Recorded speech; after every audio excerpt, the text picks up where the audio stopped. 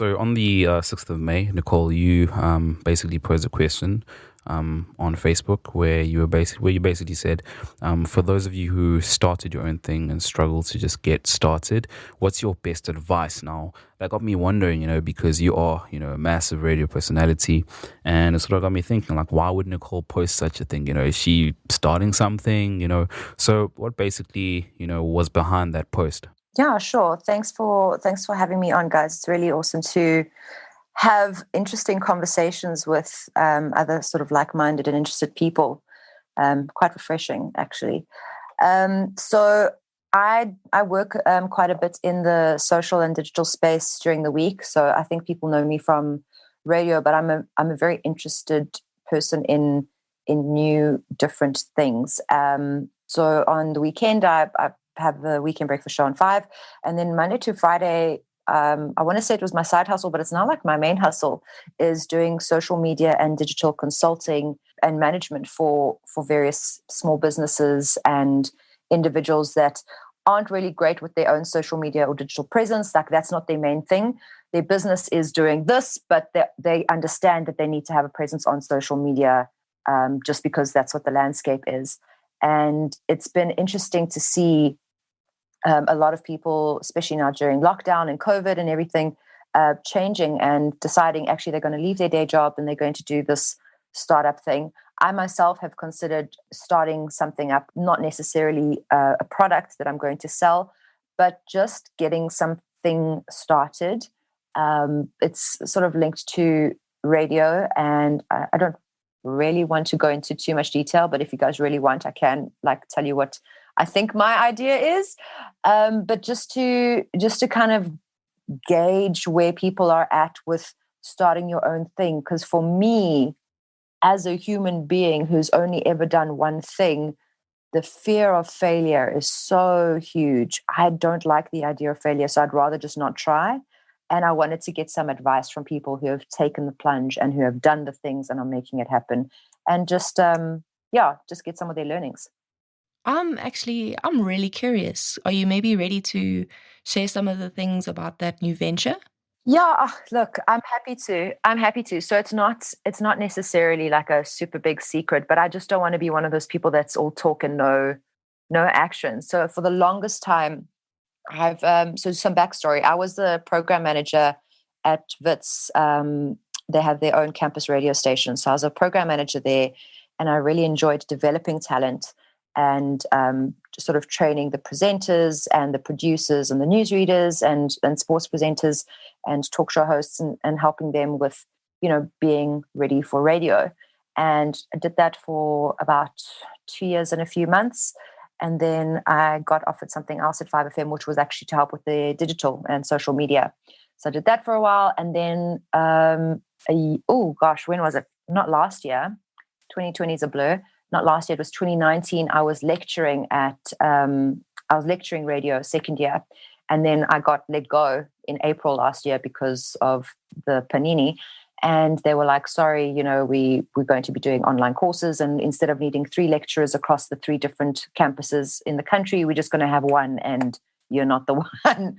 So I was like, that really sucks, because I really enjoy teaching. So I've been thinking about putting together a radio course and starting that and developing it, especially now because so many things are online. You don't have to go to a campus.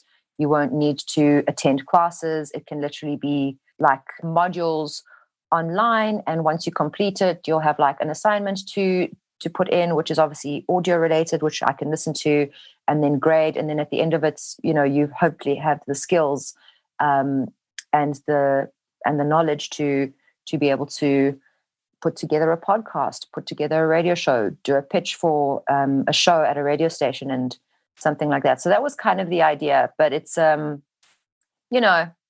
idea. You had a seamless transition from, doing the whole radio thing to social media and more behind the scenes and stuff. Would you say there are any similarities that sort of made it easier, or made the jump from doing radio to, handling social media, a lot easier for you to handle? I think content is content. So whether you are dealing with content visually or in terms of audio or text, what the interesting part of the content is. And if there's something that you like, a message you're trying to get across, you will know the parts of it that are more interesting to people or less interesting. I don't know if any of this is making sense. But I think being somebody who is immersed in media, whether it is social, television, radio, music, whatever, the media industry, it's got a common language. Like you can understand it, and trends and pop culture and like things that people are talking about, things that are moving and the way things are happening. So I think if you are immersed in the culture of pop culture, it's regardless of whether it's on radio or television or a podcast or on social media, Instagram, TikTok, Triller, whatever, it's all kind of the same. You recognize that the trendsetters and the tastemakers are where they are, what they're doing, and you need to kind of stay on top of that. And whether it doesn't really matter what the platform is. So I think if you are somebody who is fluent in like the movement and staying on the trends, you will be able to manipulate the platform that you're on to best highlight those things. But essentially, radio it's just a platform. All of the different platforms deal with the same things: entertainment, information, maybe it's educational. All of these platforms are doing the same thing, and it's just how you choose to highlight the content and use the content to the best of your ability. No, you explained it really well, actually. Did you get a satisfactory answer from, the question that you had asked on the actual post? No. I found that a lot of people maybe didn't understand like what I was asking. I was kind of looking for people to be, for me, I'm very open and honest. So I kind of just expected people to be open and honest. There were a couple who were, and some people were like, make sure that you've got like 3 to 4 months of salary or like money in the bank so that you can not have to worry about that and just get yourself off the ground. Other people were like, it's so hard. What are you doing in this country? Trying to da da da. So I found it was less optimistic than I was hoping. So I was looking for some real hands-on, like, cool, make sure that you have an accountant, make sure that you keep your receipts, do it now, you'll regret it later, the sooner the better, like that type of thing. I think I knew what I wanted to see, and I just saw very little of it. Maybe the people that are doing the things didn't see my Facebook post, so that's also completely fine.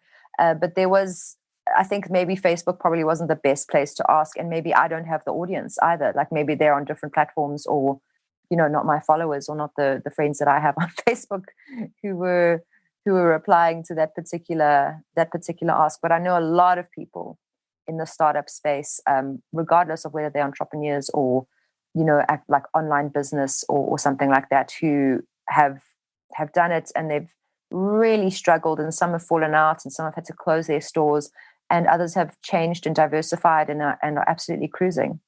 So there's a space for it, for sure.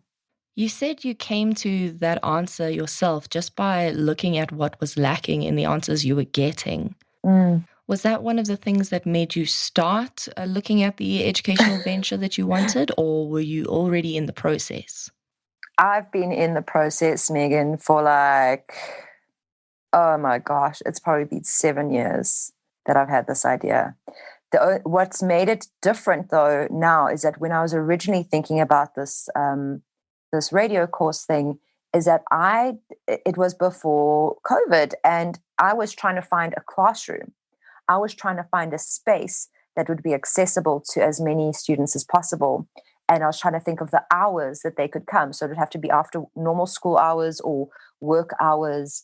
I was trying to think, is it like close to transport routes or highways or taxi routes or things like that?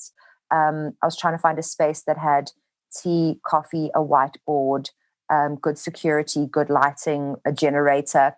But now you don't need all of that stuff because we can do it online. And I never thought about that, because in my mind, it had to be a traditional classroom. That's how people were learning.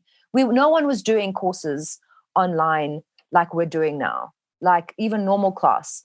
And that to me made it more possible, because now I don't need to have rent. I don't need to physically print out a textbook, wait for attendance, wait for people to come in or go.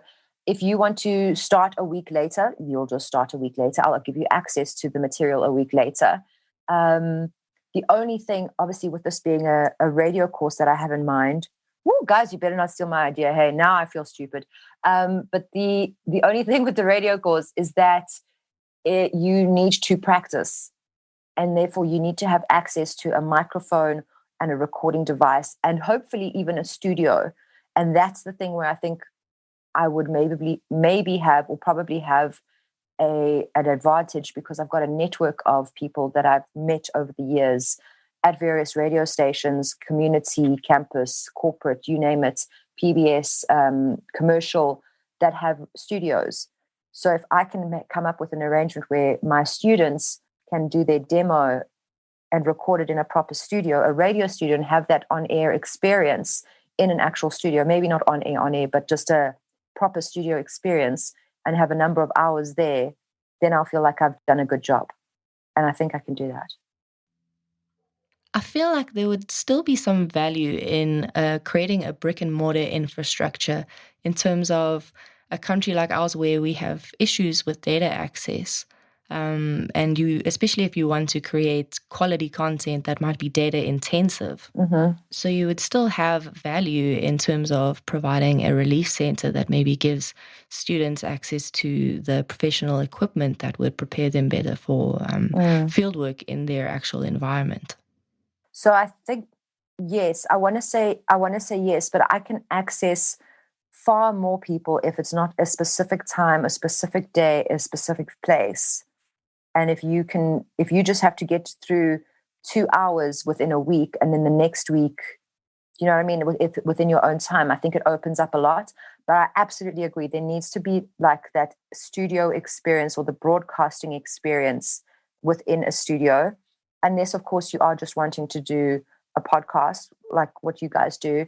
And in which case you would just record on whatever device you have, and you would have to show me that you can edit, put it together, that you can get to your hook, that you can come up with good conclusions, that you can, make a deliverable package with what you have. So whether it's in a studio or at home, I mean, the opportunities that we have now, that we've always had, but only we realize now because we've been forced to use them. It's amazing. It's amazing. I know for a fact, working in radio, most of last year, people were broadcasting from home. For a national broadcasting station, that's unheard of. But people were broadcasting from their houses all over the country, and it was coming through via the internet and then going out to the nation. And if we could do that, this a little course like what I'm trying to do will be fine. Would it be viable to have this course be your baby? Obviously, you created it, but have it run under an institution that's already, running or already established? For example, if you could get this particular course, at UCT, for example, is that an option that you've maybe looked at or considered? So the place where I was a lecturer, they do have a radio course because I was lecturing there. What I've found with the courses in radio, and I say this with all the respect in the world, I myself don't have a course in radio. I learned radio by doing radio at a campus radio station. I was doing a degree, like a normal textbook degree that's not related to the arts at all. And at the same time, I was at a campus radio station. So what I wanted to come up with was something for people who are not necessarily going to a tertiary institution that has a campus radio station, or people that are, working already, that don't have the time to go into a varsity or something like that. They just want a short course that's at a time that suits them, so they can acquire the skills. Maybe it's for a hobby. Maybe they want to have, like I said, a podcast or a radio show, an online radio station, or they want to be able to put a demo together and go in having the skills. So there's so many radio courses. There's lots and lots and lots of radio courses that people can do. My my issue with a radio course is that you are not guaranteed a job at the end of that 3-year course.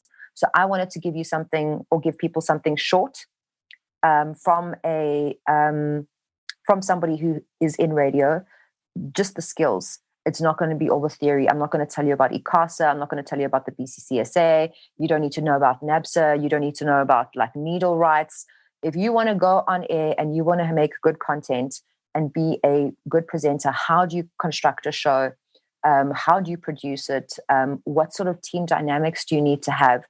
That's kind of like a very practical approach to getting into radio, or just to go from nothing to broadcasting in the shortest amount of time. Do you think there would be a market for that? I feel like I should maybe pay you guys for this information.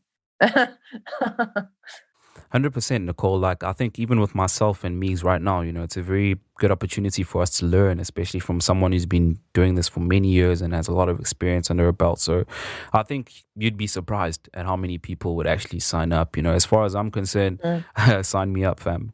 Yeah, same. Awesome. If you need beta testers, we're here. Cool. I think I'm going to do probably like 10 people for my first one, and then just like get you to write a review, and then I can start pushing it out. My problem, what kills me though, is the self-doubt. I keep, for the longest time, I told you I had this idea for like 7 years. For the longest time, I was like, who am I? Who am I to put a radio course together? No one's going to do my radio course. It's such a silly idea. Who's going to come to me for a radio course? And only now in the last couple of years, I was like, but like, who else are you going to go to? There's no like, and then like, you know what? Actually, I've been doing this for a long time, and I know a lot of things from failure, or having to hustle. Like, oh my gosh, like we were saying, like technical issues on a podcast, technical issues with a live broadcast. That's next level. Having to figure that out and make it work. And I've been doing this radio thing. So I started a campus radio. I started when I was 19. Guys, it's way over a decade, man. Like, I'm in my 30s. I'm not 25. Like, this is a lot of stuff. And then I realized, I was like, my whole career's been at the SABC. I was there since I was 21. Like, I was like, no, I think I actually can teach, and I think people would be interested. And if you're not, then that's also fine. You don't have to come to me to learn stuff. You can go anywhere else. So I think I just want to say, disclaimer, I don't have anything to sell, or cannot promise that this is how it's going to be, because maybe it's not even going to happen. It's a great idea that I've got, and I just don't know if it's going to happen ever, because like I said, it's been probably 7 years. Saying it out loud, 7 years sounds so disgusting. It's been 7 years on and off where I have this idea and I'm like, I've got to do it. And then, life happens, and then you're like, oh, I've got to do it. But this last year now, man, yeah. So earlier, Nicole, you did mention that you'd be able to teach, someone who would be interested in getting right into radio. And one of the key aspects I'd like to think would be content creation. You always hear with the radio DJs, they're able to create content on a daily basis, content that will pretty much, every single day there's something new that they're sort of offering and stuff. And how do you go about that, coming through from someone who's got a lot of experience in this? How do you ensure that, you're able to consistently bust out fresh pieces of content that would keep, the people engaged? So I'm going to start off by saying that not everyone can be in radio. Not everyone can be in TV. Not everyone can be a musician. You have to have a natural skill. Like, you need to be, especially for radio, I think you have to be interesting. Like, you can be so damn hot. No one cares. With radio, you've got to be interesting. With TV, you can be uninteresting and hot. We know this because people are looking at you. With radio, people need to be interested in listening to you. And you can't teach that. So you've got to be honest with yourself. A lot of radio presenting, I think, is knowing who you are. And that takes a couple of years to get into. Like, some people are just born comfortable in their skin, man. That's so great. It's such a skill. Being okay with not being perfect, being okay with being a bit of a nerd, or being a bit of a rebel, or being a bit of a whatever. Just owning who you are and knowing which parts of that you're willing to express on air, publicly. That's I want to say the first part. And then once you know who you are, Like, what do you want to be aligned with? So let's say with you guys, Sludge Underground podcast, you guys have a sort of theme. You have like sort of things that you're not going to be doing a podcast on, like the seasonal herbs to plant in this temperature so that you can have, you know, a beautiful garden and vegetables. You know what I mean? Like, that's not your content. That's not your audience. So knowing who you are is important, and then the platform that you're on. So for me, I know what fits well with my personality and the things that I find interesting, that it would be a natural fit. Then you've also got to look at the platform that you're on, the station that I'm on, and what would be a good fit for the listeners as well as for me to be talking about. I generally find a lot of things interesting. If I find it interesting, I then think, okay, how would I be able to translate this? So you've got to be current. You've got to know like the songs, the movies, the artists, the musicians, the award ceremonies, the breaking news internationally, the things that are within your realm. So if you are genuinely interested in music, then you've got to know like the K-pop thing. I know a girl when I was at VOW FM at Wits. Oh my goodness, it was like 2013. She was going on about K-pop, guys, in 2013. And we thought this kid, listen, we'll just let her do her thing. Her name was Felicity. She's beautiful. She's amazing. And Felicity was the producer for the Top 40. And Felicity was obsessed with K-pop. Now, what do we have? BTS is the biggest boy band in the world. And she was, I want to say 7-8 years ahead of her time. That was her thing. So if music is your thing, you've got to be into it and about it, and then talk about it, and then stay current. So finding your niches, the things that you are super interested in, that you know a lot about, and then bringing that into your content, not to brag, but to keep it interesting. Hey, did you hear this is the latest with regards to whatever. I don't know if you got, like, I'm a super nerd. Like I love sciencey things. Like there's this comet that comes around every 300 odd years. And they've now worked out that in like the year 3,300 and something, it could be like a near fatal, like extinction level event. That to me is like, oh, I obsess about that type of thing. It's not for everyone, but I know that it works for me because I'm genuinely obsessed with it. So I would talk about that type of thing on air. But that's essentially what you do. You stay current with things that are happening in media, with the things that interest you in general. And then you're having conversations about it. You're just having conversations like, hey, did you hear about this or whatever? And then then you get the people that are creatives within content creation, and you can take it up a level. So let's say I'm a great lyricist, or I happen to be a musician or a rapper or a comedian.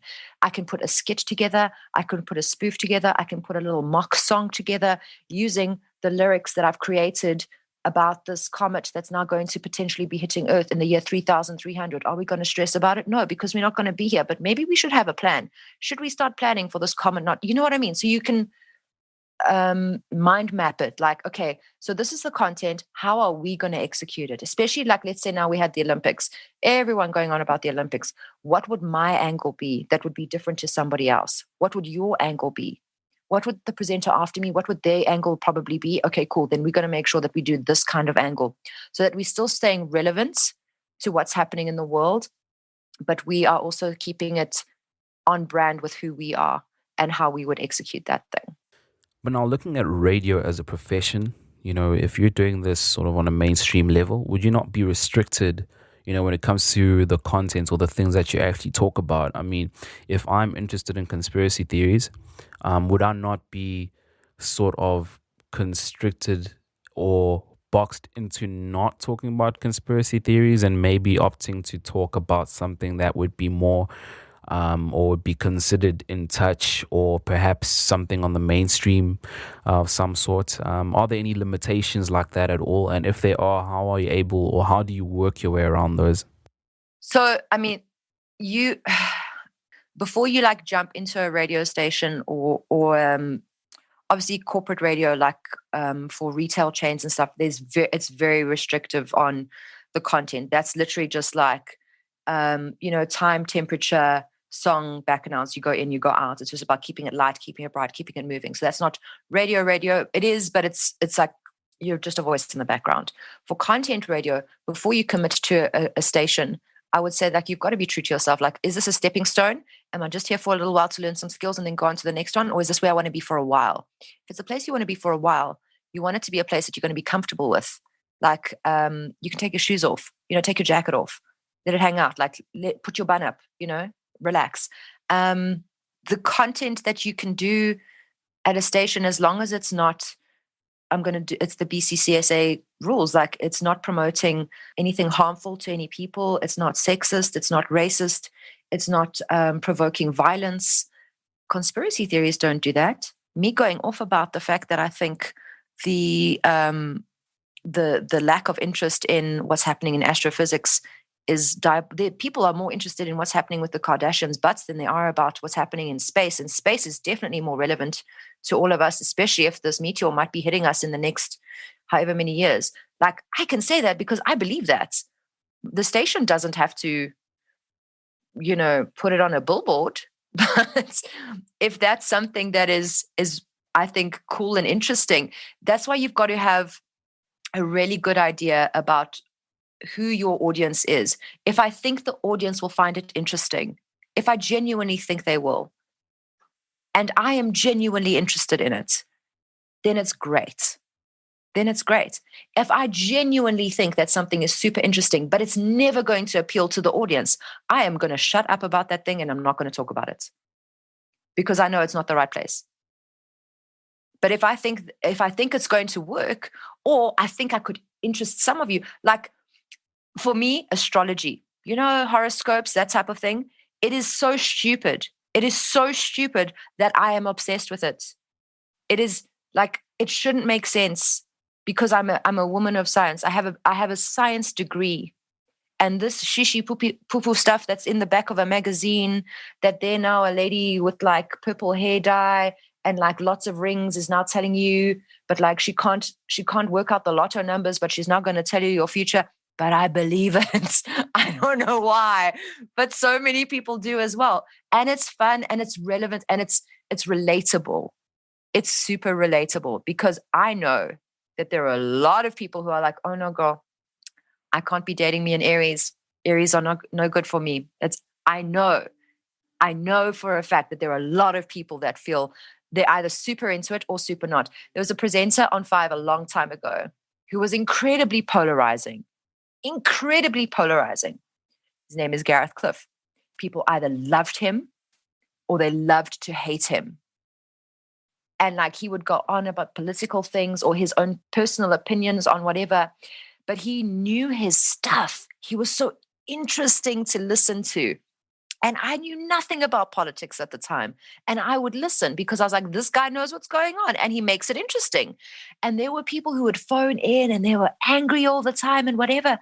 But guys, they were listening. They could have tuned out, but they were interested. They didn't like him. They didn't like what he had to say, but they were still tuned in. So I really do think that there's a space for everyone.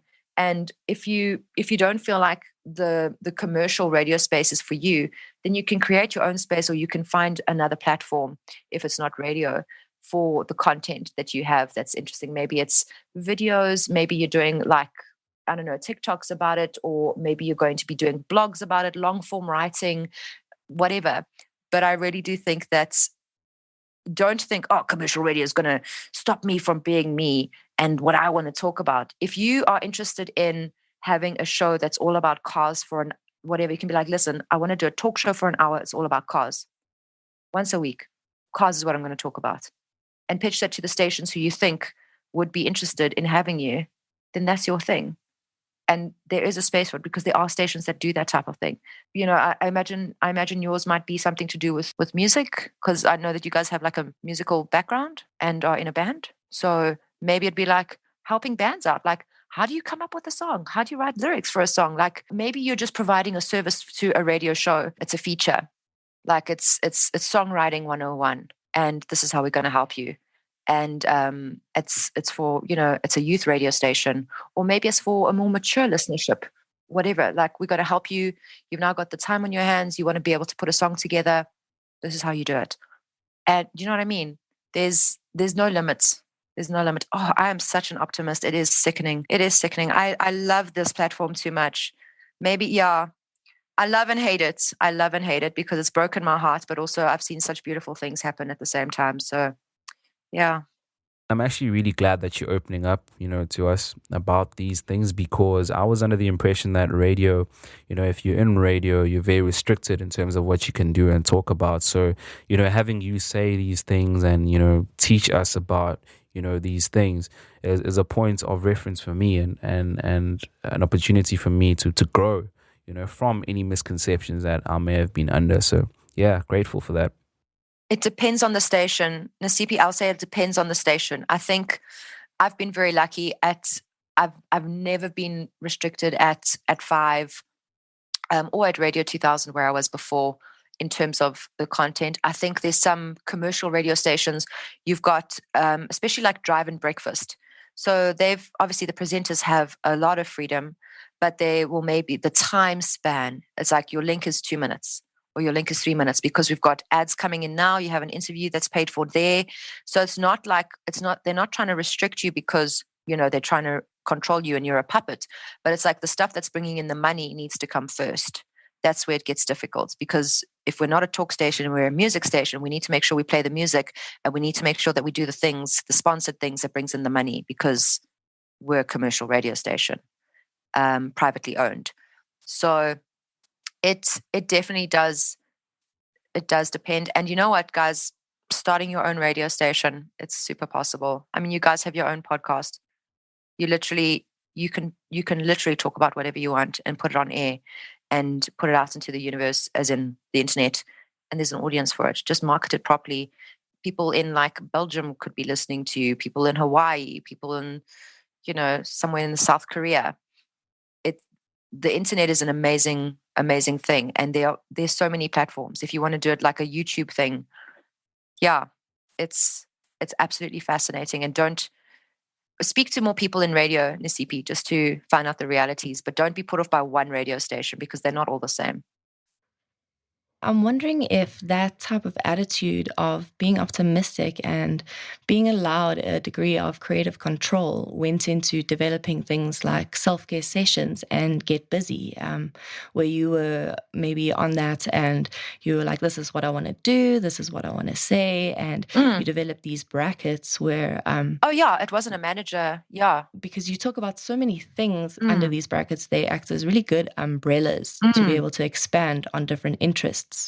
100%. So I realized that I have very random conversations all the time in the shows, or things that are interesting and relevant and occurring.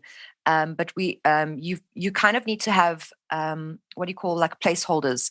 So they're called features within radio, and at certain radio stations at a certain time there'll always be this thing at like 7:10. It'll be the comedy thing or whatever, and at the same day, different day, same time, it'll be a different comedy thing. So those are called features. Those are stables that a radio show will have. And each show needs to have you don't have to have a certain amount of features, but it just helps to, with the flow and for the listener as well. It creates what you call appointment listening. Like, if they know that they like listening to this thing at 1:45, they'll be sure, like, oh, shucks, I better go make sure I'm listening to that thing that I like to listen to at that particular time. It creates an appointment. So we were looking at the audience that we have, which are young adults. And one thing that I've become quite fond of is not fond of, a supporter of is mental health, and having good conversations around mental health. And instead of just having like a mental health corner, I thought we could expand on that. It was actually Bibi, who's on the Drive show. She was sort of shadowing, and she said, we should call it just the self-care session or self-care Sunday. Instead of just having these random conversations around mental health and looking after yourself, whatever, we can just put it under self-care sessions. I was like, that's a beautiful idea. She wasn't quite sure of having the feature that, but she said self-care, something we should, and we kind of workshopped it, and we thought self-care sessions would be great. And we can put like physical health, mental health, spiritual health, your like the superficial like beautification things, and then also like working on like allergies and that type of thing can all fit in there, because my show is more of a lifestyle show, and that fits in within that. So, and I work with that because I'm interested in all these like nerdy things and upliftment and bettering yourself. Then for the Saturday, we're like, Saturday people are still on the hustle, man. And we know people have the side hustle. Side hustle is strong. Side hustle is relevant. So Get Busy is all about helping people with the side hustle. And we're going to speak to people who are doing those things. So the features that we've created fit within what the station is looking for the audience that we're speaking to, but it also fits within like my persona and what I'm interested in so that I'm not doing something that's hollow. And yeah, it absolutely works together and having the freedom to create this. But every single feature, unless it is no, all the features that I know of at the station, none of them are like management says, you've got to do news and sport. That's it. News and sport is the only thing that we absolutely have to do that's not controlled by us. And that's the ICASA. Is it ICASA? Or is the National Broadcasting Association of South Africa? I think it might be NABSA. But you have to because we're a national broadcaster. News and sport has to happen. Other than that, there's music. And then the talk that happens, each show is different and we decide. Like each presenter has chosen what they want to do and what time they want to do it. They run it by the program managers. It needs to make sense. And then that's kind of how it happens. How did you guys think it happened? Similar to that, but it's nice to know that there aren't as many barriers in terms of being able to choose your talking points. Yeah, I think maybe I haven't worked at enough private radio stations, but I think if you came up with the idea, often with the private stations, I think you can come up with the idea and then they'll have to have a sponsor. And once there's a sponsor, then you can go ahead with it. Otherwise, they'll just be like, maybe play the music. But I don't think it's like that. I don't think it's like that. Yeah. The last time I saw something about your setup, it was at the Zone in Rosebank. Are you still broadcasting from there? No. So I've been going into the SABC the whole time. There was a relationship that we had with the Zone, and I think that was for a month or two. Sort of, it was kind of like between levels of lockdown. Yeah. So that's, I don't think we have the space anymore. I think there's actually a store there now, at the Zone, but we are permanently at the SABC in Auckland Park. And then we've also got presenters that are in Cape Town that broadcast from there. But no, I go in Saturday and Sunday to the main, Johannesburg, Auckland Park studios where 5FM is. The Rosebank thing, I think it was just for like outside broadcast vibes, which was so nice because I got to see humans, like people walking around and stuff. Because normally you're just in a studio and you don't see anyone. So that was very nice. Have you ever had any spooky experiences in SABC? Oh, how much time do we have? Because that place is big. So many corners. Dude. So many corridors. Dude. Long ago when I started there, I was doing, what time was it? 3 to 6 or 4 till 6 in the morning. And I was working at Radio 2000. I was like an intern. I had like a 3-month internship, like my first exposure to the SABC. And the floors below like ground level, there's K1 and K2, which I believe is it's Afrikaans for basement 1, basement 2, kelder 1, kelder 2. Cool. So what I found out was that apparently these basement levels are built so strong because back in like the apartheid era, they were worried, they being the white people who were building it, were worried that it was going to get bombed by, I'm guessing, anyone, I don't know, was going to bomb the SABC. So just in case, the entire building could be down, like flattened, and the underground had the main control. So it's like really solid and deep in the ground. Cool. Now we know. So I'm there, all the passages kind of look the same. And it's kind of like that rubberized flooring where it doesn't echo. Like it does, and all the corridors look the same. And there's lifts in certain corners, and then there's like that, like the carpeting that's got the glue underneath. That's, anyway, it like old school hospital vibes is what you get, like with the vinyl linoleum flooring going up to the wall. Cool, sharp. Like there's pink, there's beige, that kind of feel. And there was this one elevator. Now, this elevator didn't have a sensor. I mean, because it's old. It's like from back in that like apartheid era old, I think. Old. And it didn't matter what time of the damn day I was going, that elevator door would open. And I would start sprinting from about like 20, 30 meters before and go like past that lift. And I would just hear it go ding, like with the door opening. It didn't have a sensor. I'm telling you now, it didn't have a sensor, but it knew when I was coming. So I would just like start my sprint from like before I even got close, and then like try and hook a right as close to the corner as possible so that I really wasn't close to it. And I probably was like 4 or 5 meters away from the door, and it would open up every time, creep me out. Sometimes you will hear things in the kitchen. So we've got like a little kitchen area now at the 5FM studios. We've got a little kitchen area, and then like there's 2 studios and there's a production studio in between the 2. And we leave the doors open, especially like if you're broadcasting by yourself, there's no one in there. And sometimes it'll sound like somebody has come in to the area, or they're in the kitchen area, like moving things around, whatever. And you go, hello? Hello? And no one replies. And then you like get up and you look and there's nothing there, but you've heard something. But you're also not sure because there's so many speakers and the sound is bouncing around, often because there's reflections. No, I think also your mind plays tricks on you. I'm not saying it's haunted. I'm not saying it's haunted, but there's been so many times where I've been convinced one of the presenters is the presenter who's doing the next show is in the kitchen making coffee, or chilling in the green room. And I'll be like, hi, how's it going? And I walk through and no one's there. But I've been hearing noises and I've been hearing things and no one's there. I'm not the only person at the station who will say this. So creepy. Where did you hear that? Why did that come up? I've been there before, and I've been there at a weird hour, and every time it's been like these liminal spaces in one-on-one. And I get what you mean when you say hospital, but it's like hospital and airport and like weird old school. Yeah. And there's just been weird things like where I've turned a corner and the door's open now. And it wasn't before. And I'm the only one here and I did not open it. So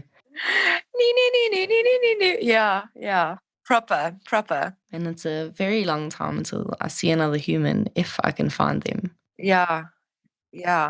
And you just like act cool, act confident. It's fine. Act cool. Yeah. I saw this TikTok the other day where the guy said, what do you say? And he was like, no, if ghosts could hurt people, a lot more of us would be dead. So I was like, good to know. They can't hurt us. They can try and give me a fright, but they can't hurt me. I'm fine. All this ghost talk is actually kind of freaking me out, guys. So I'm going to move on to a point that Nicole, you brought up earlier, about the freedom, basically. If someone had to come to you and be like, listen, I basically want to start something, or rather either start a podcast or maybe get into radio, which would you sort of recommend to them? If we're looking at everything holistically now, we're talking, finances, we're talking, the amounts of freedom you get on either platform, and any other factors as well, which would you say, or which would you recommend, someone should get into? So I would first need to know how old you are and what your experience is.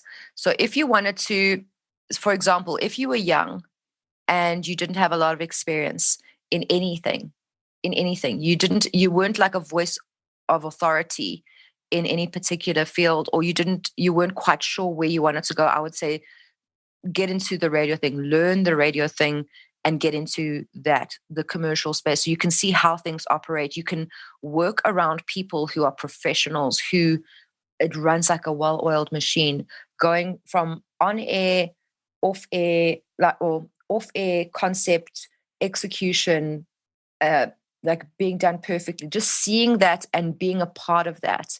There's no better way to learn than being there. So if you're a younger person, I would say try and get the radio experience if you can. And if that's exactly what you want to do, if you've got no concept about what you would want to do, if you are a bit older, you know who you are, you know what you want to do, you've got some experience, you've got something to say, I would say do your own thing in terms of your own podcast or a feature that you put together that you then shop to different radio stations and see if maybe you want to they can get a sponsor for it, and you just do a content piece on somebody else's show, or you go around to stations and maybe say, this is what I want to do on your station, or you do it yourself on your own platform.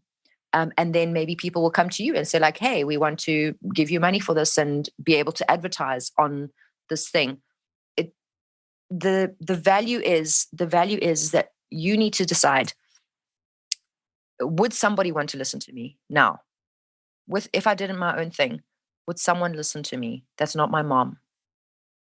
Would they listen to me? Would they find me interesting? Do you even know what you would do? If the answer is no, then you need to learn how to do it. How are you going to learn how to do it? Either campus radio, a course, or getting involved in a commercial radio station.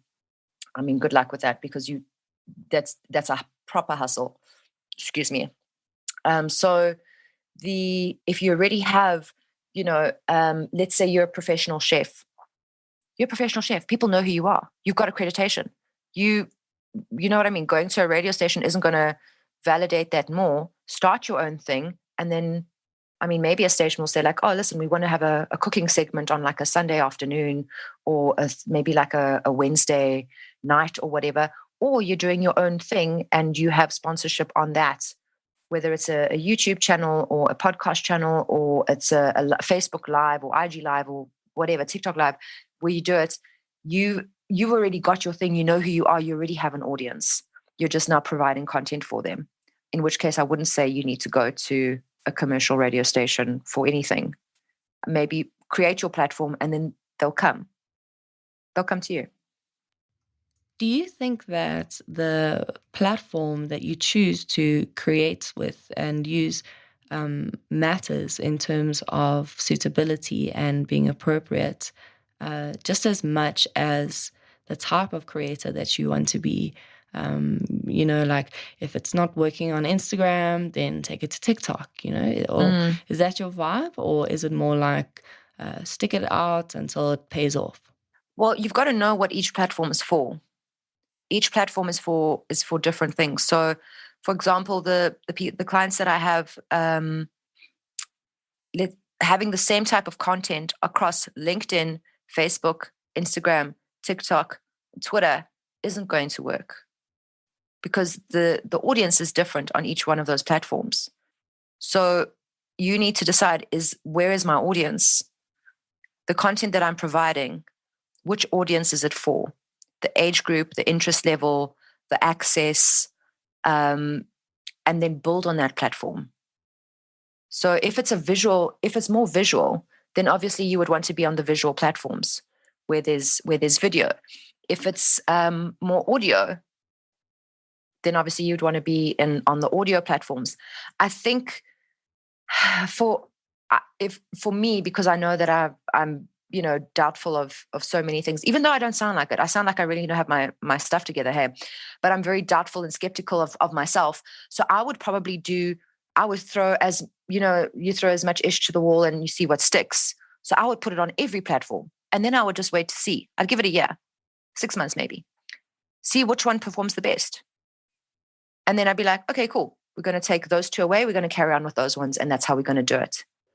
It couldn't have been said any better than Nicole, because, I mean, even with us, you'll find that something that we post, say, maybe on Instagram, won't necessarily get the same amount of engagement on Twitter, and that could be an indication that perhaps, we have a different kind of audience that would be on Twitter and the kind of audience that we have on Instagram or Facebook. So, yeah, it's 100% on that one. I completely agree with you.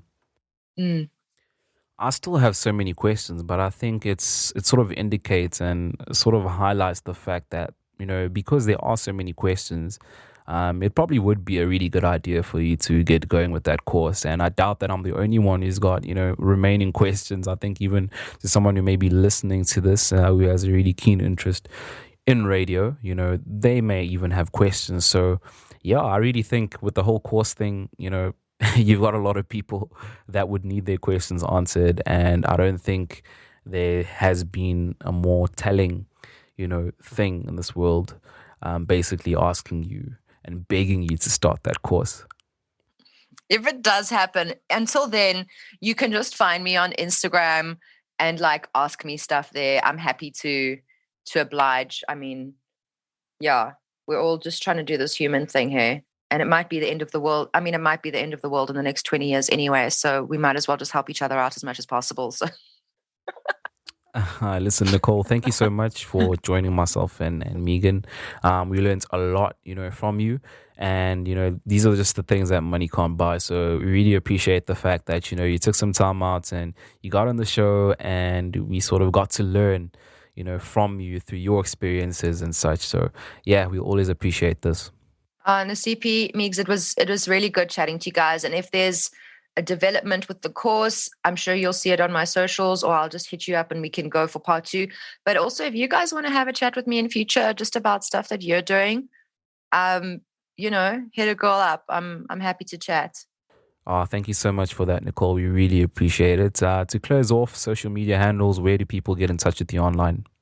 Oh, okay, cool. So I'm that Nicole, as in not this, but that Nicole. It's Nicole on Instagram, on Facebook. I think you can find me under that Nicole as well, or Nicole da Silva. On Twitter, that Nicole. I'm also on TikTok, but please don't be looking for my TikToks. I'm just there to look at everything else that other people are doing. There on TikTok, I'm that Nicole. You can hit me up in the DMs in all of those. Dope. And as for our social media, we are at Sludge Underground on every single platform except Twitter. It's at Sludge031, and all our episodes are available on Spotify, SoundCloud, and Apple Podcasts. We are Sludge Underground Podcast. From myself, Meagan, and Nicole, it is bye for now.